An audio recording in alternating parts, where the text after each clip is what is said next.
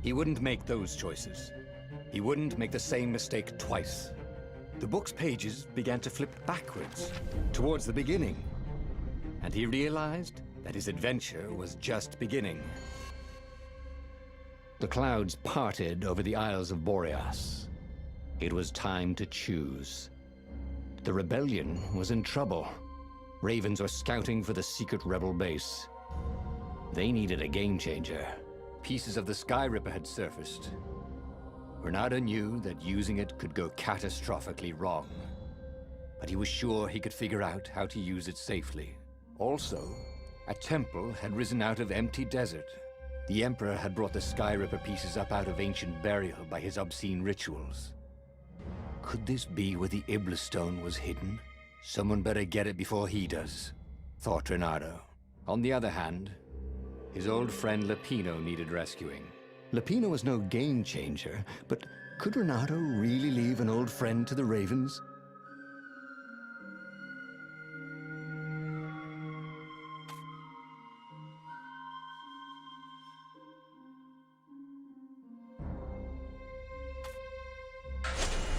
Ah, Lapino. Apparently, the Mad Rabbit had sold a Pegasus that he did not exactly own. Lapino always wiggled out of trouble, given time. But he was out of time. The Ravens had figured out that Lapino was a rebel spy. If the fleet reached him first, they'd string him up for that. Never mind the winged horse.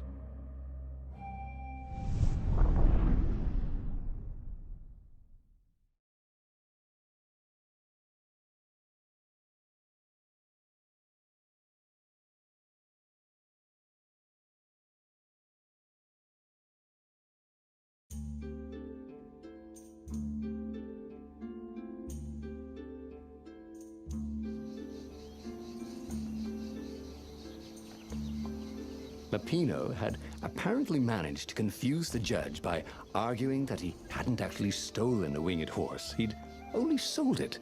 But wait, where was the prison? The village was empty. Had everybody fled the Ravens?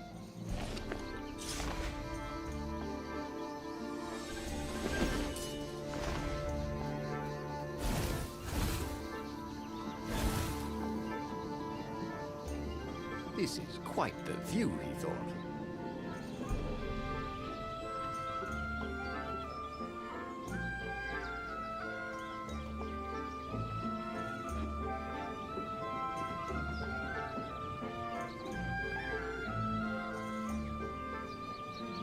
The Ravens had taken the town. Reynardo had seen villages emptied like this. All the people taken away to be sacrificed in the Emperor's secret rituals. Reynardo hoped the people were just hiding.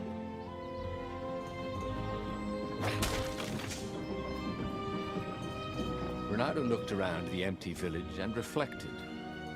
The Sky Ripper had turned out to be far too dangerous to be used. Time to turn to what he knew best.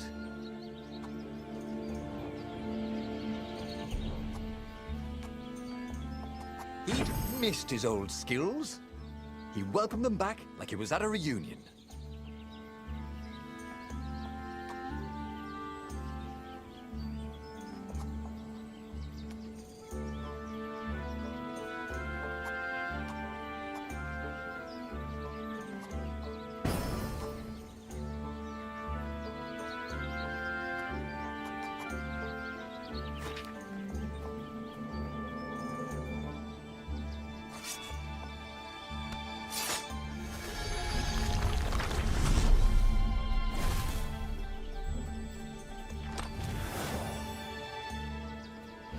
Reynardo had a lot of crafting materials. Now all he needed was a crafting bench.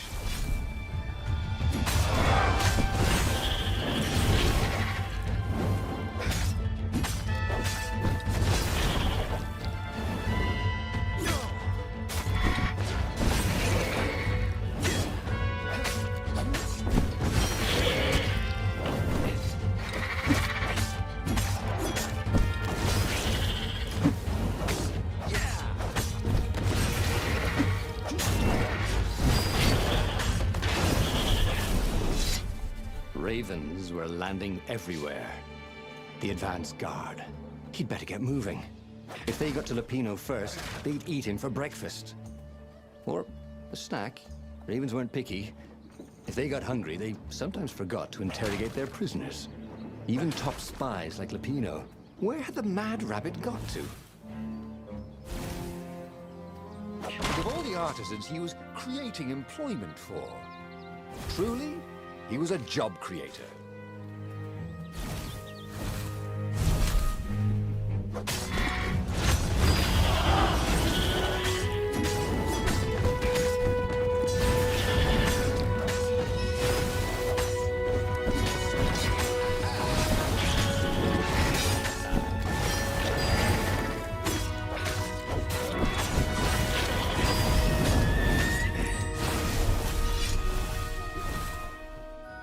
Reynardo felt a chill run down his back. Or possibly a flea.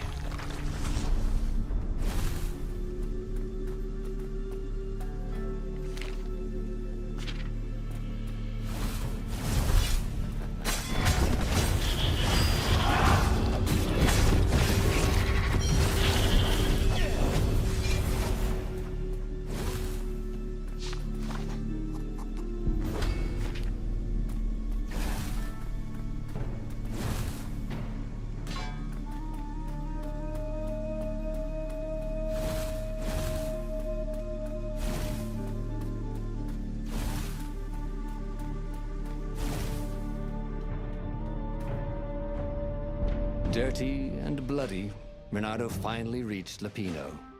The rabbit was practicing his shuffle.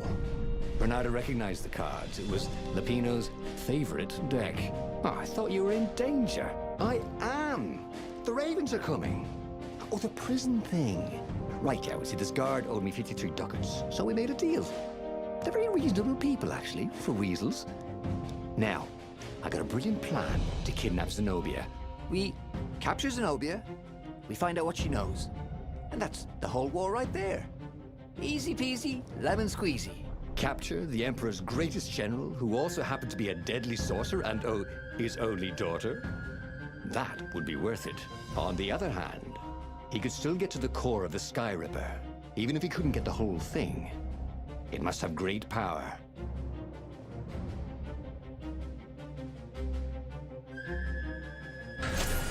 Zenobia wasn't just the Emperor's daughter, of course. She'd been Reynardo's best friend in Sword Fu school. And you're still mad for her, the rabbit reminded him. They'd been close. She'd told him things no one else knew. But she'd never told him who she really was. She knows all the Emperor's plans, chuckled the master spy. She won't give them up easily. She'll tell the interrogators, all right, said Lupino. Taking her would change the game, all right.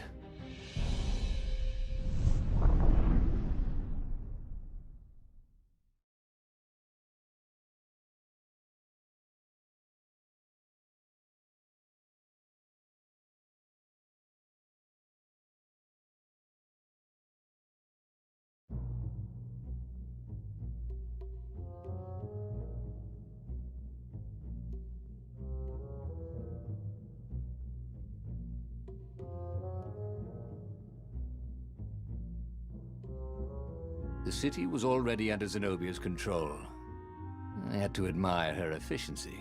Reynardo shivered at the thought of Zenobia at the mercy of the interrogators. Could he really turn her over to them? But this was war. It wasn't meant to be pretty.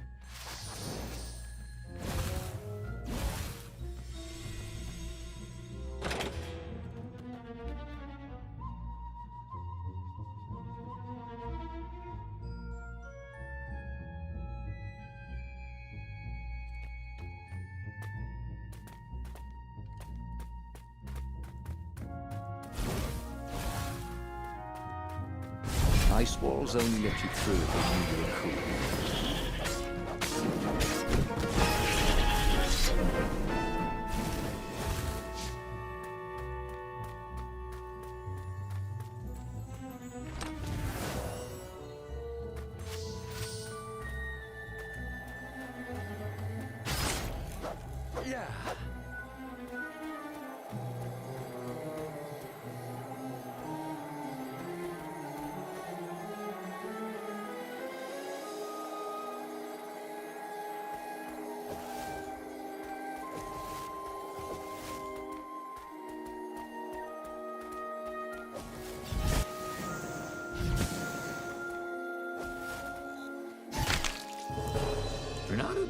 feel well. In fact, he felt dead.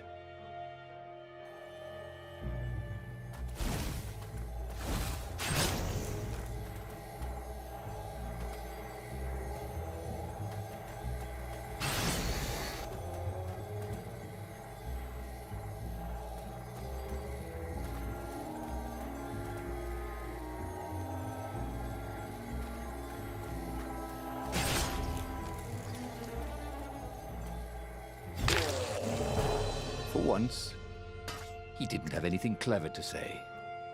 So he died.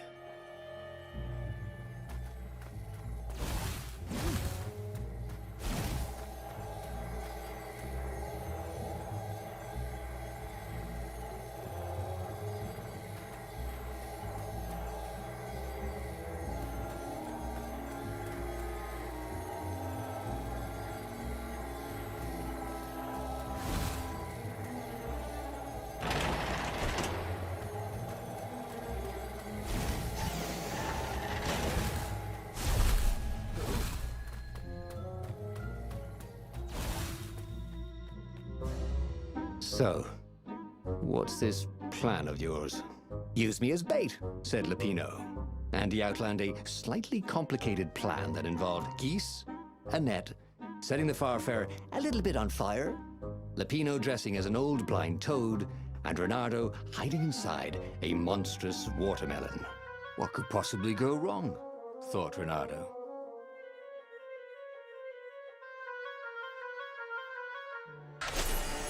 Oh, this is gonna be fun, said Lupino, as he ran to go set up his marvelous plan. A crafting bench. Reynardo wondered what he could make with it.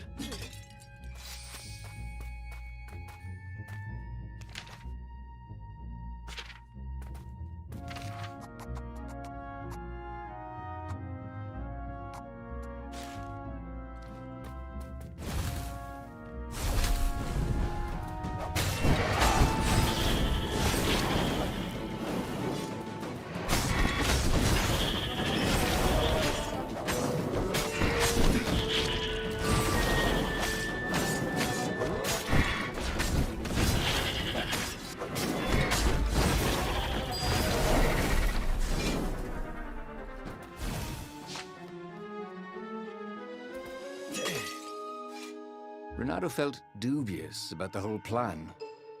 With every step, he was waiting for it all to go horribly wrong. But against all odds, Lupino's idiotic plan worked. Zenobia's ravens ran off after the geese, the net dropped, and Reynardo jumped out of the watermelon and put his sword to Zenobia's throat. Reynardo, she said, are those new scars? They look good on you. You never returned my velvet jacket. It was my favorite. You look stupid in velvet. Ah, what does an imperial princess know about style? Oh, get a room, you two, said Lupino. But the fleet was coming on fast, so they put Zenobia on the Farfarer and took her east, over the Nexus.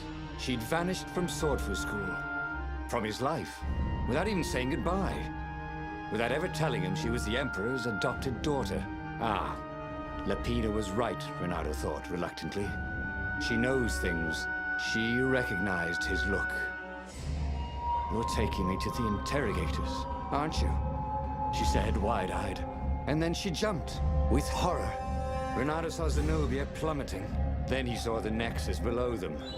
Cats always land on their feet. Ah, she'll head for the Imperial outpost, yelled Lupino. You have to catch her.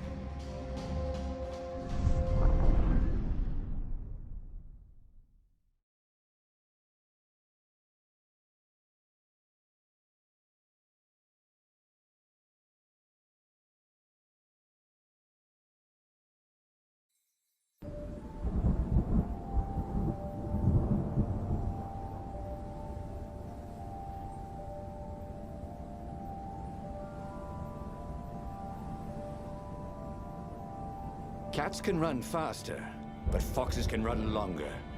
If he ran, he could head her off before she reached her minions at the outpost. Well, he did love a good chase.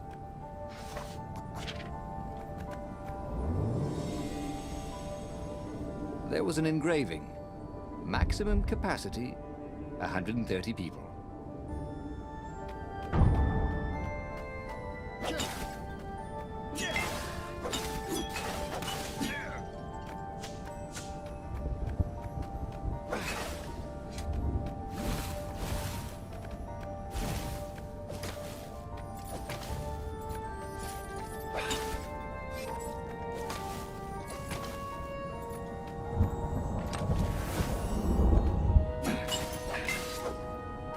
Well, no sense collecting more materials. It was time to make something pointy.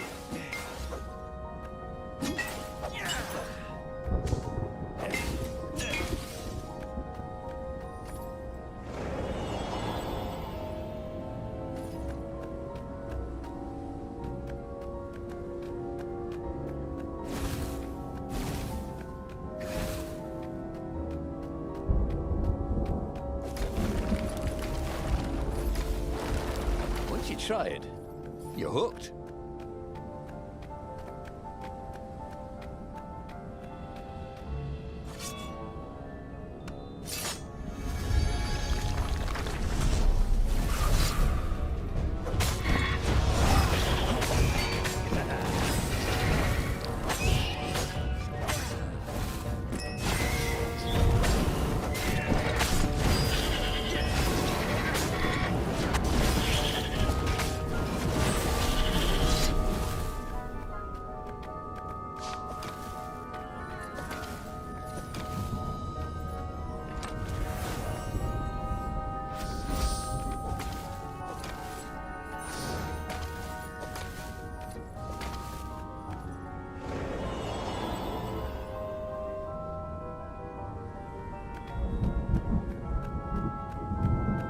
He was closing on her.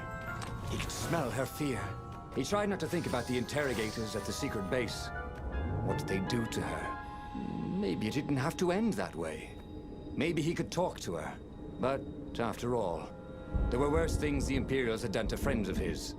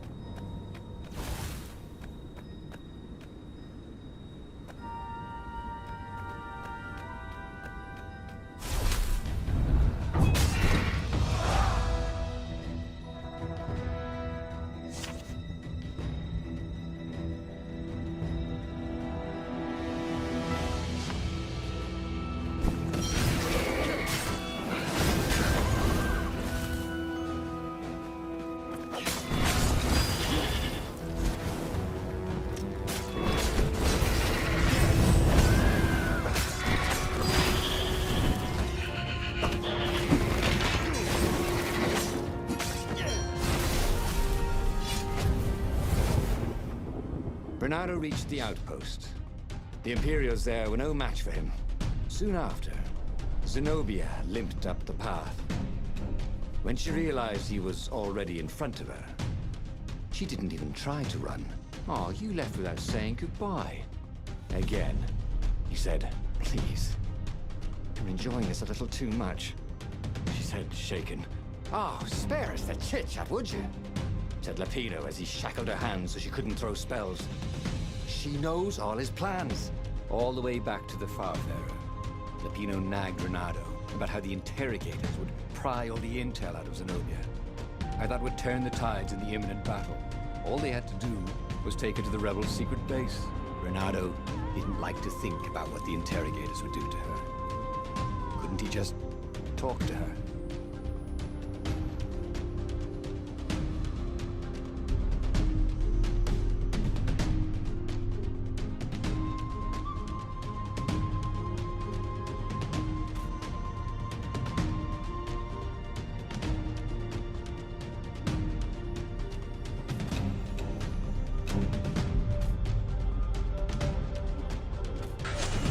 As they reached the ruins, Reynardo could see ravens everywhere, searching for the rebel base.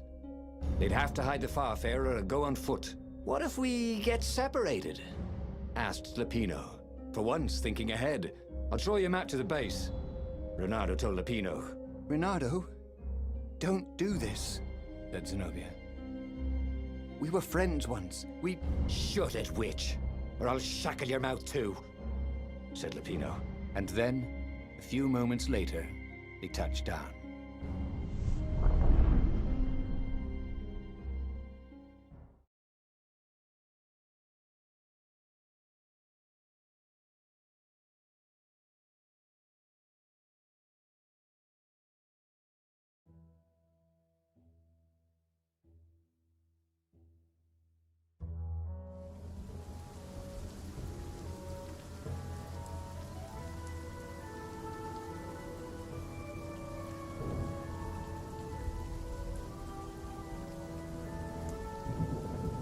As Lupino pulled Zenobia off the Farfarer, Reynardo readied himself for the battle ahead.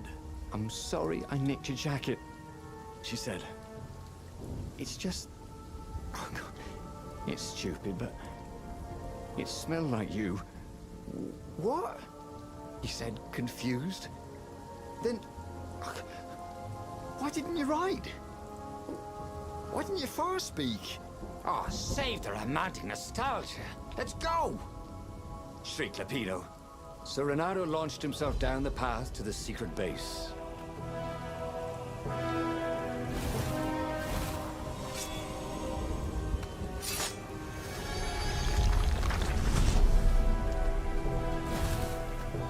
Reynardo felt like he was ready to learn new things.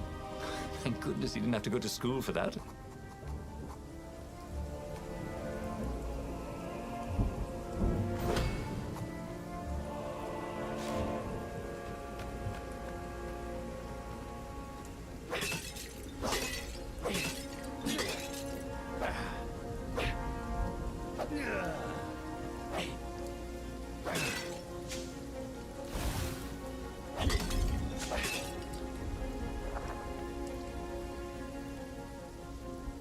Imagine getting a horse up in one of these things.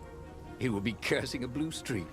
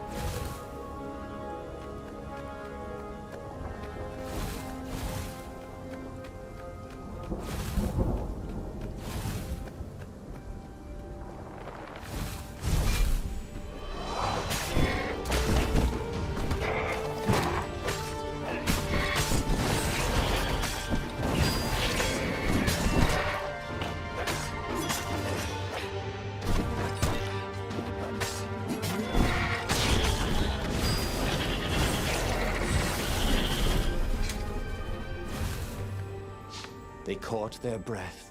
It's beautiful, she said, looking at the ruins. This used to be the library of Ubar, he said, before your father's ravens smashed it. Do we have to talk politics? She asked. That's not how I want to remember you, she said with an odd, wistful look at her face. She was as beautiful as she'd ever been, and as brave. Lupino huffed. They got back on the trail.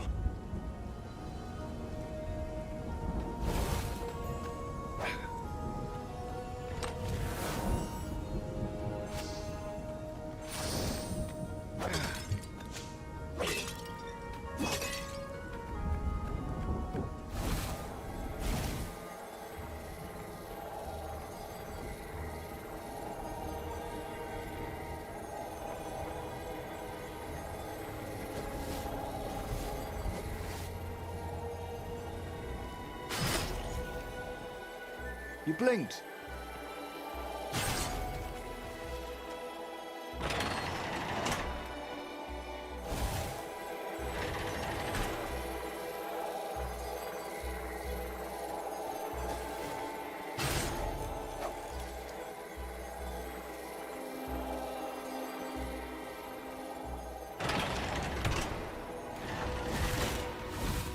The long stairs. So he was close to the rebel base. Nothing was on fire. So far, so good.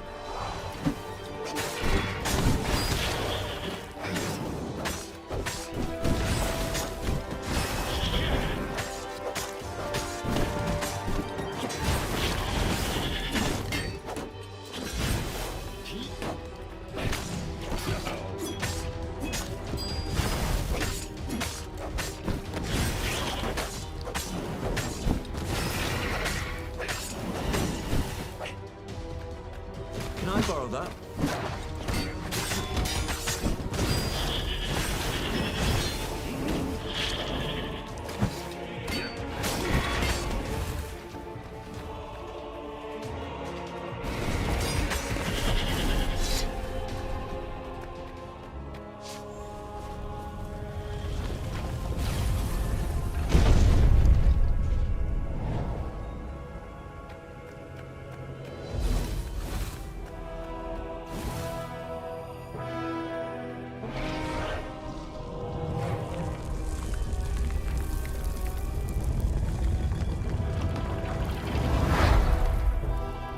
As they made their way to the secret rebel base, Reynardo felt strange. Zenobia was his prisoner, yet somehow she felt more like an old friend. He wanted to tell her all his secrets, but suddenly the ruins lit up with thousands of fireworks. There was a thunderous roar and dust rose. The caves were collapsing. The caves? You've been playing me? Reynardo said, and he stared at Zenobia. I'm sorry, she said. She seemed almost embarrassed. Then, everything went dark. When Reynardo came to, he had a terrible headache. Also, Zenobia's sword was at his throat. And her shackles were gone. So was Lupino. The terrible thing is, he said, I really have missed you. Now that we've destroyed the rebellion, would you consider becoming an advisor to the Emperor's daughter? I'm no one's servant. Everybody serves. Even if it's only destiny. I like to choose my own destinies, he said. The whole point of a destiny is you can't choose. Oh, never mind, she said. Look, if I see you again, I'll have to kill you. He watched her ship soar away. He would see her again, he decided. Even if he had to fight his way across the entire fleet.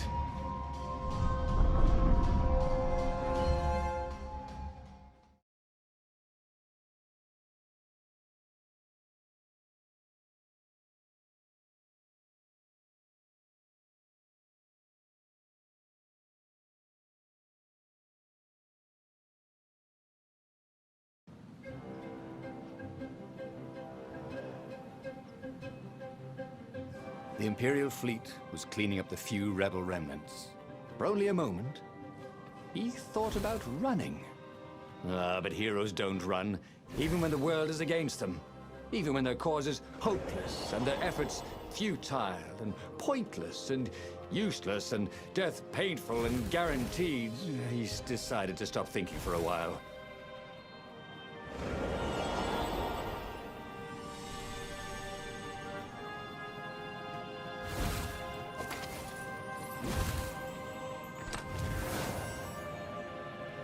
What could he craft with the materials he had? Reynardo had a pretty good idea, actually.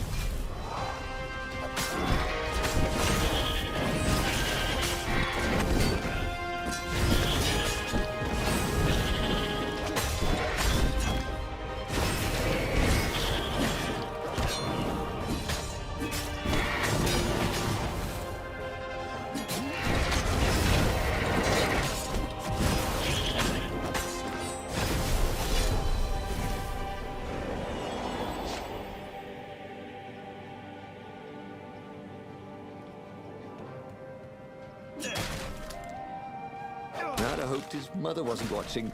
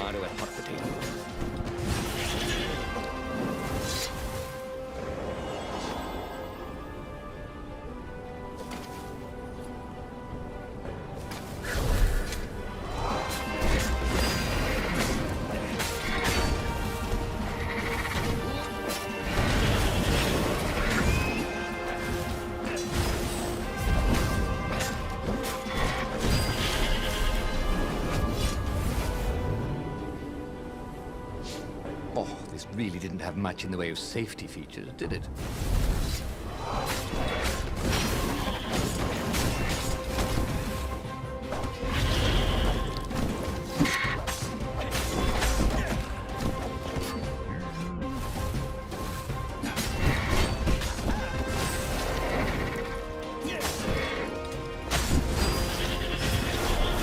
Reynardo's arm was sore, his armor wet with raven blood. He was tired of death. But death was not yet tired of him. The rebels were losing. Badly. In some other universe, Reynardo thought, he and Zenobia had left sword fu school together, taken other names and sailed off into the mists. Not this Zenobia, and not him. For him, there was nothing to do but forge ahead. Kill the Emperor and end this.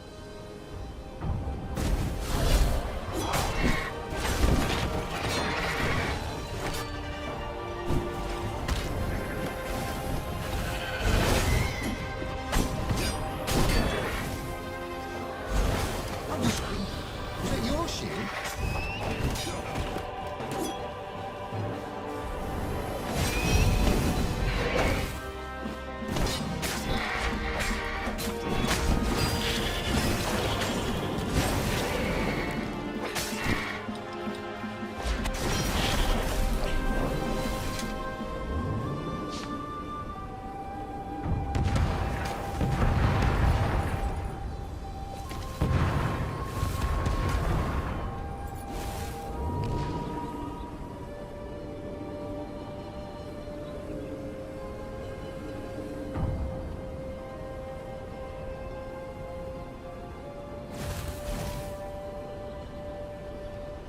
That was always a rush.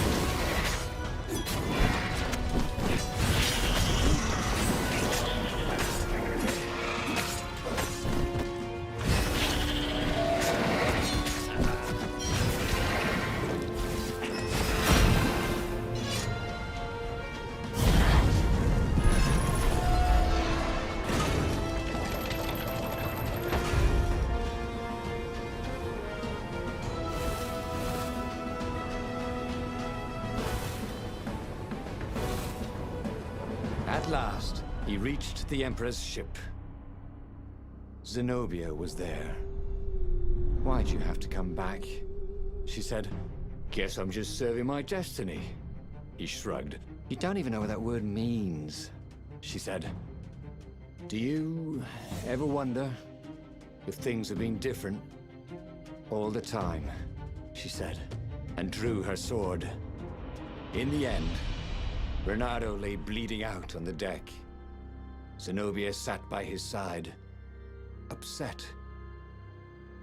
What are you so upset about? He asked. You wouldn't understand. Why didn't you tell me you were going to leave school?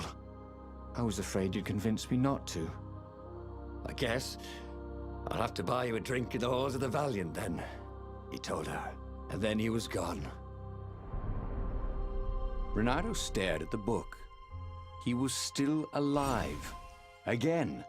And still only flying away from burning Ubar. Had he lived that adventure? Or only dreamt it? Had he really died? It felt so real, not like a dream at all.